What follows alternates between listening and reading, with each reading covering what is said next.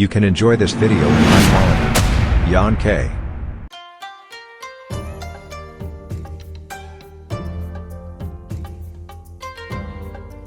皆さん、こんにちは。ジャパントラベラーのマテンロウです。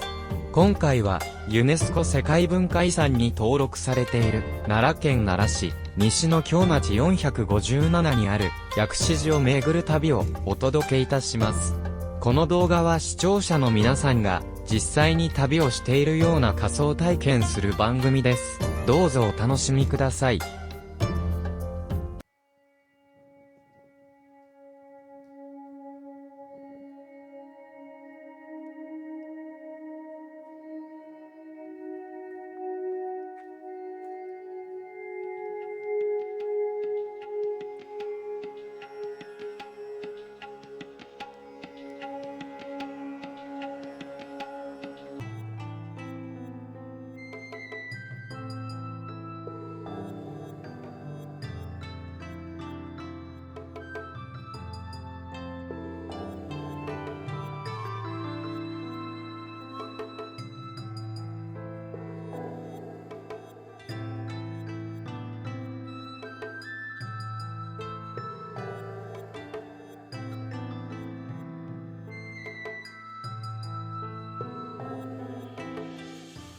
霞ヶ丘八幡宮。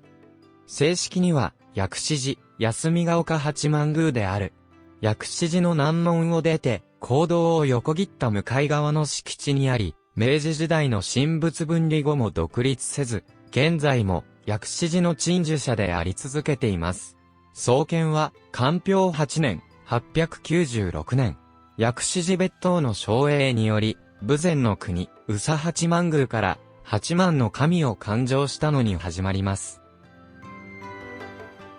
霞ヶ丘という名は、貞元年間に、大安寺の行教和尚によって、八幡狼が大安寺の元の岩清水、八幡宮に誕生された際、八幡狼が休息された地であることに由来します。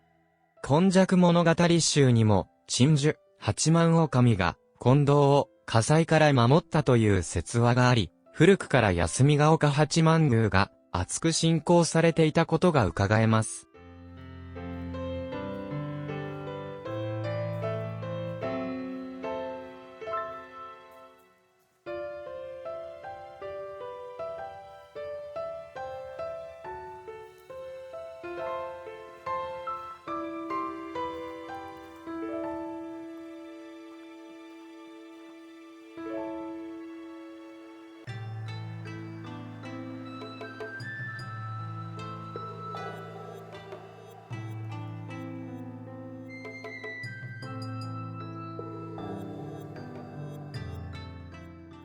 現在の社殿は、慶長8年、1603年に、豊臣秀頼の寄進によって造立されました。社殿は全体に西に面し、本殿、脇殿とも小高い石積みの壇上に立っています。社殿前庭にある、座小屋は、修復が多いものの、社殿とほぼ同じ時期の建物で、中世に始まった宮座が受け継がれている、貴重な歴史的建造物です。霞ヶ丘八幡宮での祭礼には、薬師寺の僧侶が参列し、神前読経が行われます。また、主将会や主二会など、薬師寺の行事の際には、僧侶が八幡宮に参詣して、八幡狼の守護を願います。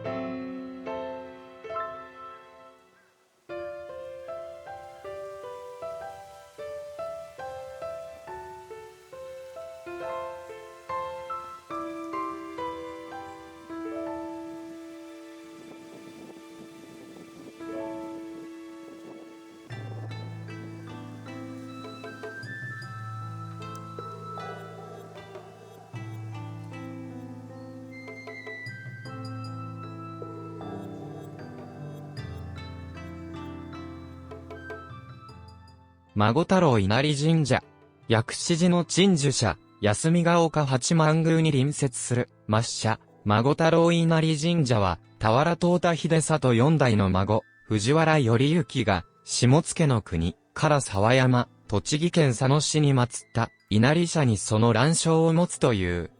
頼之公営の足利孫太郎家綱、あるいは佐野孫太郎絆が、社を再興したことにちなんで、孫太郎稲荷と称したと伝えられています。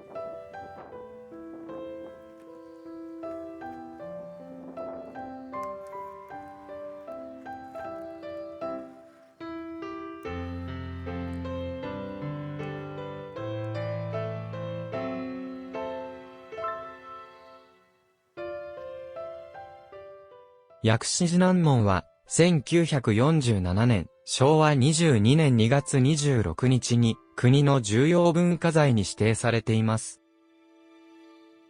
薬師寺南門は、戦国時代、室町時代後期の1512年、永正9年に、薬師寺祭院の門として建立され、その後焼失した南大門の礎石跡に移されました。南門は、金堂、東塔、斎藤などが建立されている、白鳳伽藍南端に建立された、白鳳伽藍の正門です。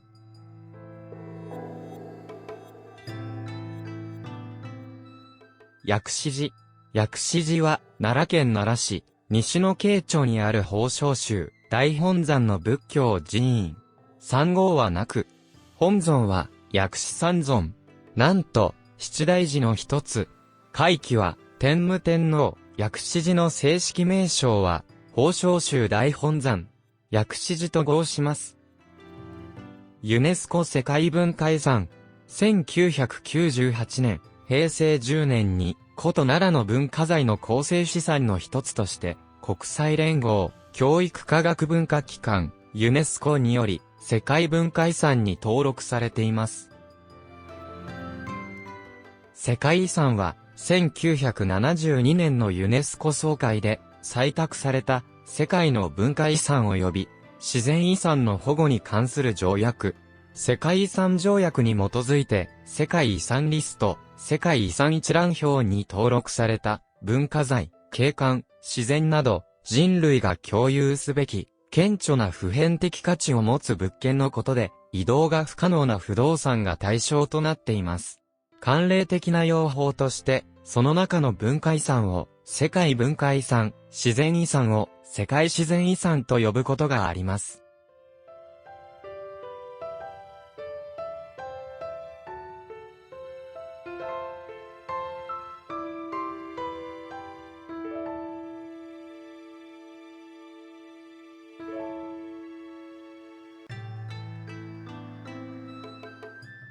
薬師寺南門は、四つ足門で、切妻造りの本瓦葺きです。四つ足門は2本の本柱の前後に2本の控え柱を立てた、合計4本の柱がある門です。四つ足門は、寺院の正門に用いられることが多く、格式の高い門とされています。四つ足門は普通、切妻造りですが、江戸時代以降に、入母屋造りの四つ足門も作られました。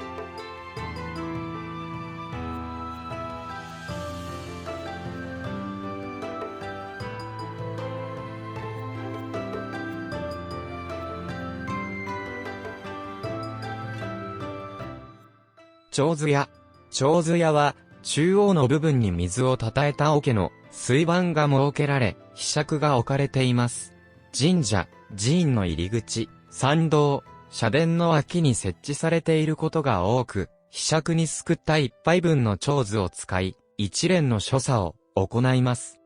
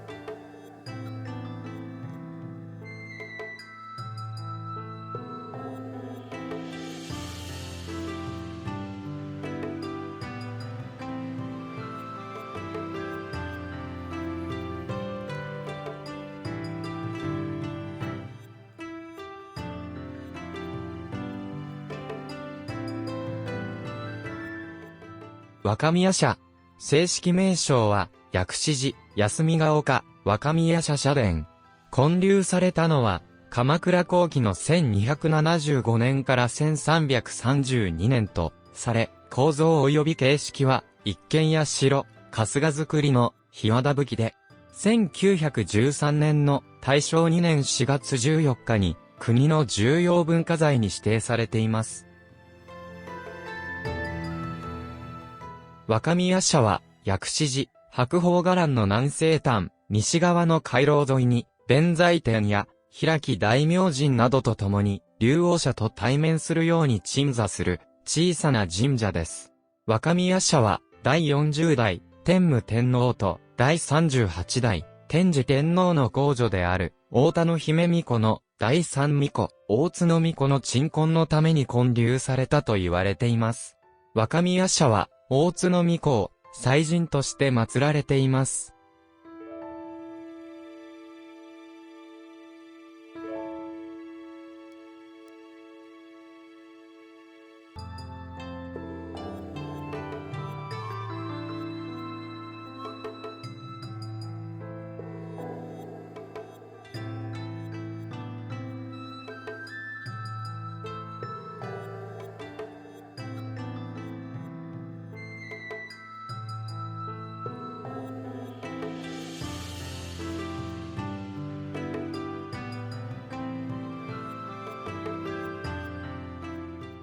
薬師寺中門。薬師寺の中門は、薬師寺、白鳳伽藍の南端に設けられた、南門の北側すぐの位置にそびえ立つ立派な門で、薬師寺境内では、最大級の建造物の門となっています。現在の中門は、昭和59年、1984年に再建されたものであり、西棟などと同じく、まだ比較的新しい雰囲気を感じさせる建築となっております。同様に再建された東西の回廊と一続きとなった美しい佇まいを見せる存在となっており、建築様式としては、東大寺の天外門などでも見られる三角形の棟が3つ設けられた三棟造りと呼ばれるものとなっており、重厚感を感じさせるものにもなっています。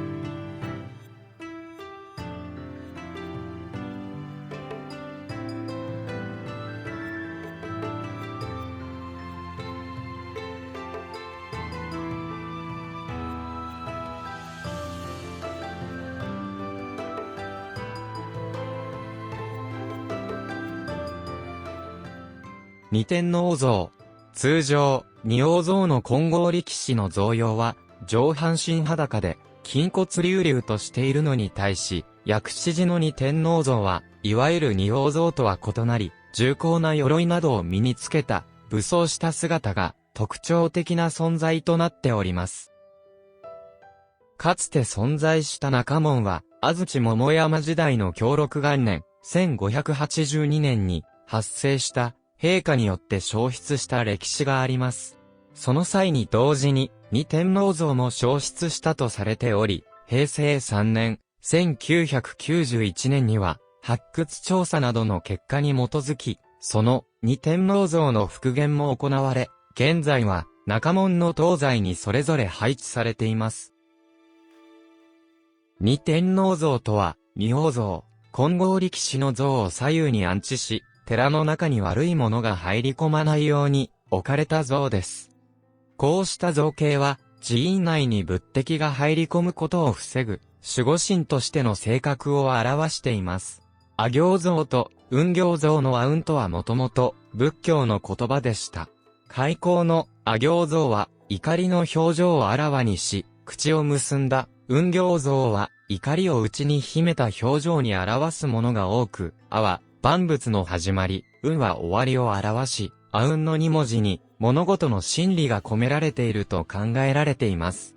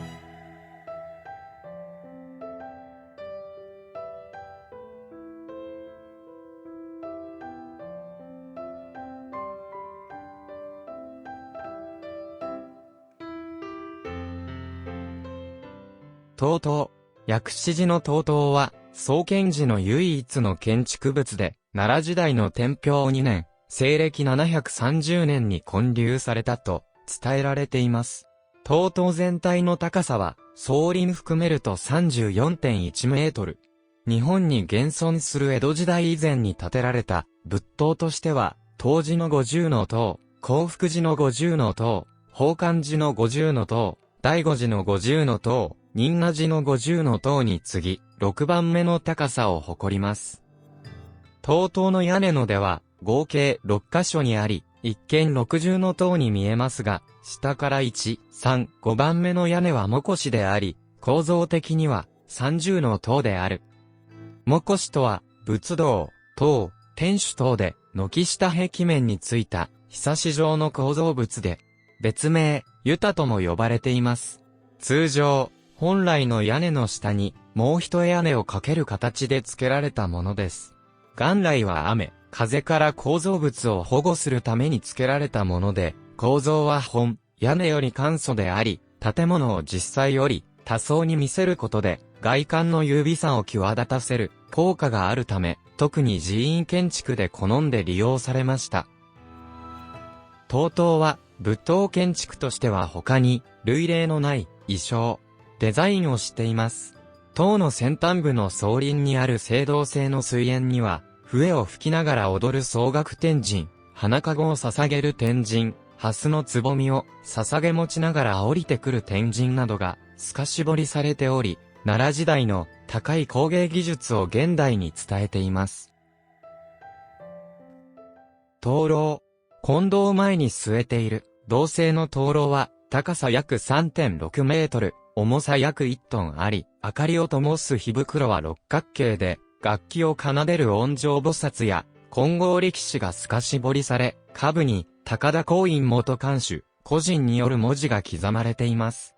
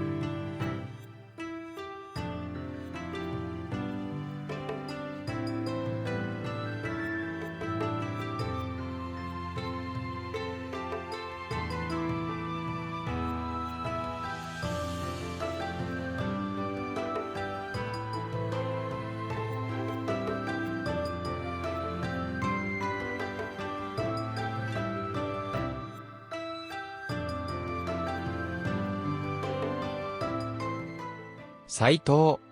薬師寺の斎藤は、日本で、初めて東西に2つの塔を建立した、曹洞式伽藍として、とても有名です。国宝の東塔は、創建当初から残っていますが、斎藤は、享禄、1528年の陛下により、消失してしまいました。昭和56年、1981年に、再建された斎藤は、長年の風雨にさらされ、落ち着いた東塔に対して、創建当初と同じく、鮮やかな青荷の色と、金色の飾り金具に彩られて、美しいコントラストを見せてくれます。斎藤の内陣には、文化勲章受章者の中村真也氏による、釈迦八創像のうち、迦章の4章が祀られています。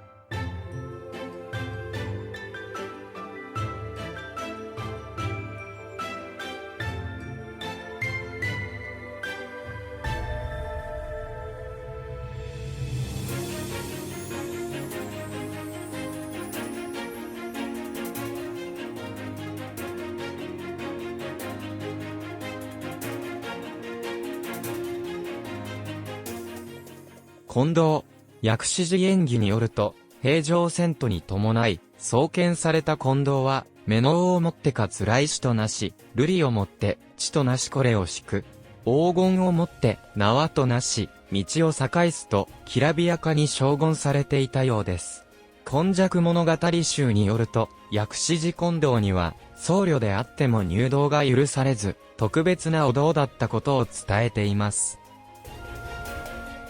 近藤は、室町時代に、大風で破損し、修理を重ねましたが、享禄、1528年の陛下により、焼失してしまいました。その後、郡山城主、増田長森公により、仮近藤が建てられたものの、当初の2層の近藤を復興することはできませんでした。昭和43年、1968年から始まった100万貫お写経勧進による薬師寺近藤復興により、仮近藤は解体され、昭和51年、1976年、現在の近藤が再建されました。上層には、お写経が収められた、納経像があります。近藤に祀られている仏像について、近藤には国宝に指定されている、薬師三尊像が祀られています。薬師寺創建当初より、近藤に祀られている薬師寺のご本尊です。日本書紀によると、697年7月29日に、海岸法要が行われたと考えられ、白鳳時代を代表する、近藤仏です。中央に、薬師如来、向かって、右に日光菩薩、左に月光菩薩が安置されています。近藤は、享禄の陛下により焼失しましたが、薬師三尊は荒廃を焼失するも、お像は、当初の造形を残しています。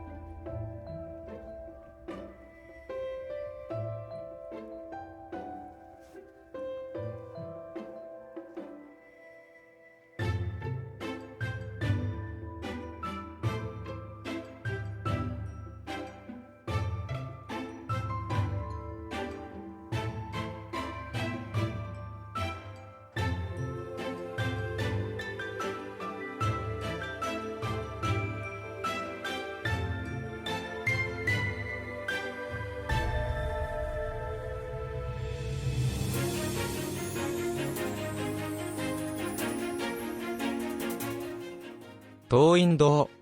東院堂は、養老年間、717年から724年に、長屋王の正妃である、吉備内親王が、母の元明天皇の冥福を祈り建立しました。現在の建物は、弘安8年、1285年に、正面7軒、側面4軒の入り母屋造り、本瓦葺きで、当初は南向きで再建されましたが、享保18年、1733年に西向きに建て替えられました。鎌倉時代後期の和洋仏堂の恒例とされ、堂内の厨子に国宝に指定されている、本尊、聖観世音菩薩立像が安置されています。東院堂は、1904年2月18日、明治37年2月18日に、国の重要文化財に指定された後、1961年4月27日、昭和36年4月27日に、国宝に指定されています。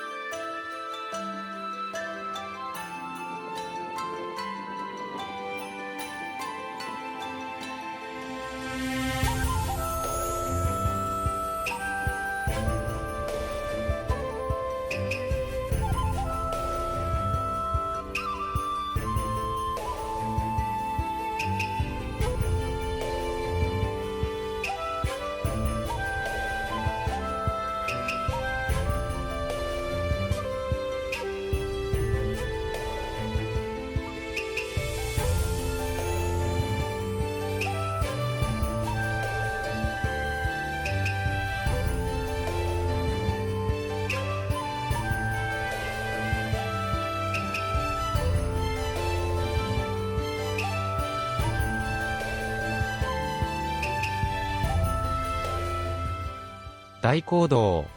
大講堂は、正面41メートル、奥行き20メートル、高さ17メートルあり、伽藍最大の建造物である。奈良の古寺では、修学道場である講堂が建てられ、僧侶は集まって、仏教の教義について学び、議論を重ねました。薬師寺では、その大きさから大講堂と呼ばれています。創建時には、持統天皇が、天武天皇の七回忌にあたり、極楽浄土の様相を表して、刺繍で作らせた、高さ約9メートル、幅 6.5 メートルの阿弥陀三尊宗仏が、本尊として祀られていました。しかし、大講堂は、享禄の陛下、1528年によって消失し、この阿弥陀三尊宗仏も失われてしまいました。消失した大講堂は、嘉永5年、1852年に復興しましたが、元の大講堂に比べると小さなお堂でした。平成15年、2003年に創建当初の規模で、大講堂は再建されました。現在は、弥勒三尊像をお祭りし、宝生由意識の道場として、最小会や慈音会などの論議法会が行われています。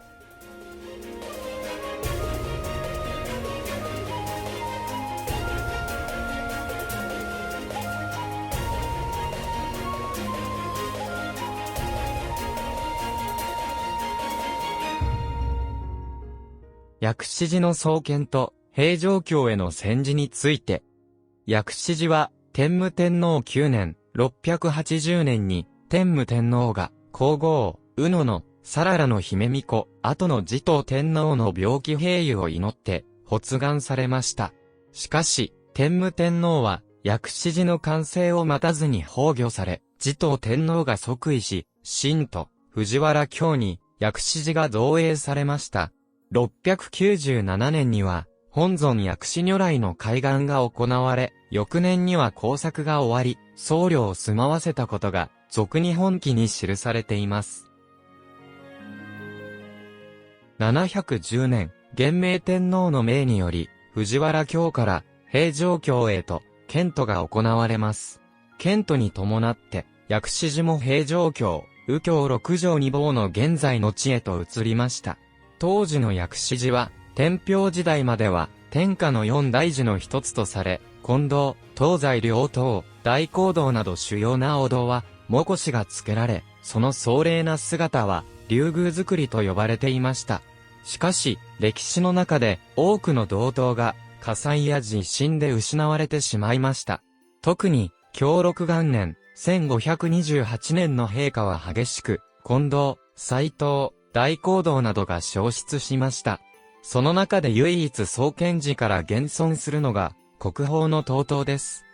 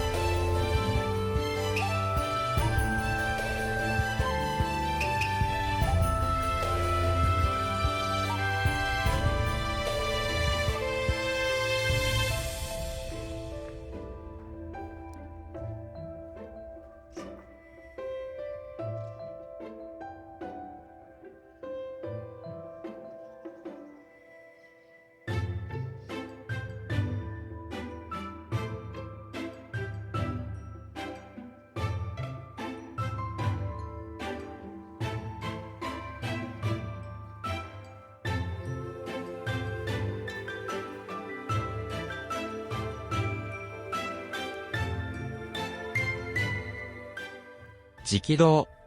直道は、僧侶が祭時、定められた時間にとる僧侶の食事をするための建物で、約300人が一堂に会する規模であったことが、発掘調査により判明しました。薬師寺演技によると、直道の規模は、東大寺、大安寺に次ぐ大きさとされています。創建当初の建物は、天平2年、730年頃に建てられたと見られますが、天禄4年、973年に焼失し、その後、寛康2年、1005年に再建されましたが再び失われました。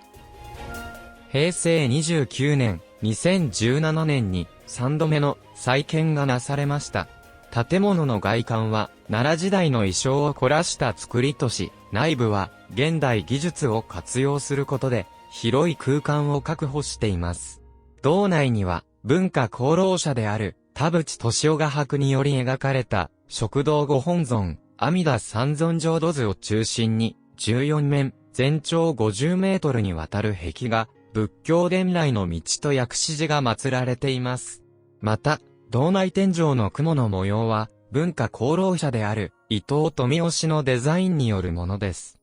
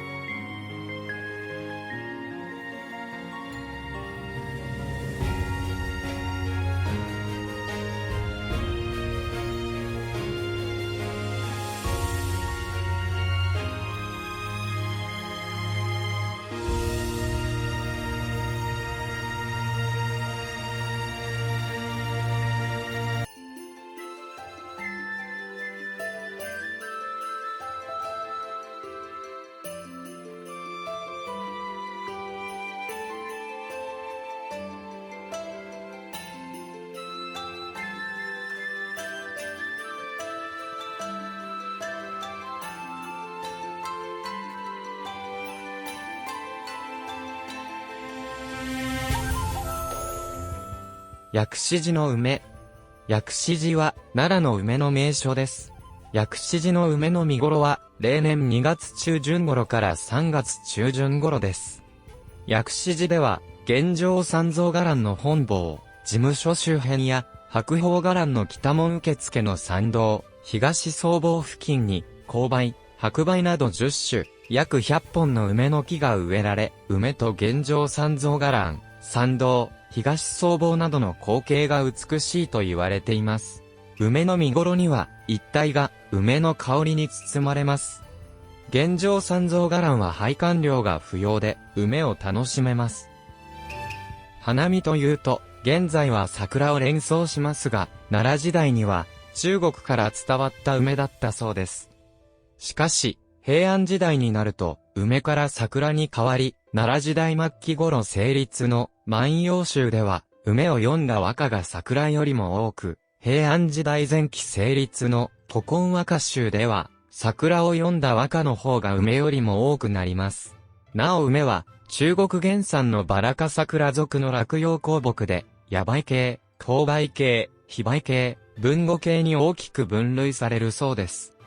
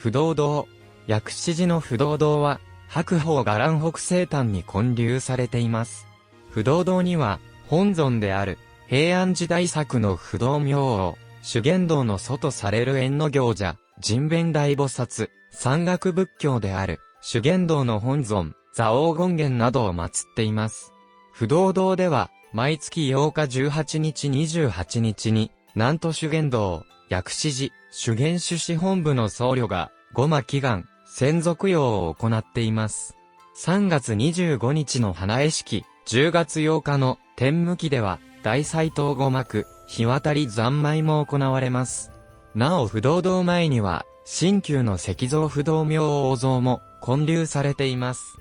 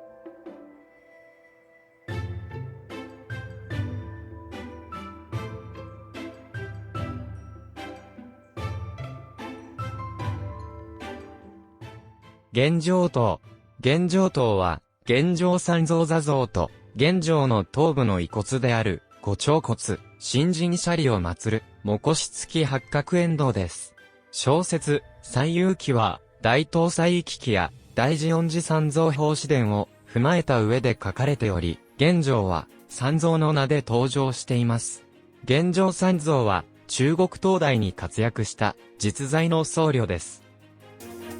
玄奘三蔵は当時の中国に未だ伝来していなかった経典を求めて27歳の時、インドへ愚法の旅に出ます。インドで修学の末、教論や赤理、仏像を携えて17年に及ぶ旅を終え帰国されました。帰国後は持ち帰った経典や論書657部の中から75部1335巻を翻訳されました。最もよく知られる般若心経も玄奘三蔵の翻訳によるものです。ご視聴ありがとうございました。いかがでしたか？これからも人気の観光地やあまり知られていない場所など、実際に旅をしたような動画を配信してまいります。よろしければ高評価、チャンネル登録をよろしくお願いいたします。それでは、また次回会いましょう。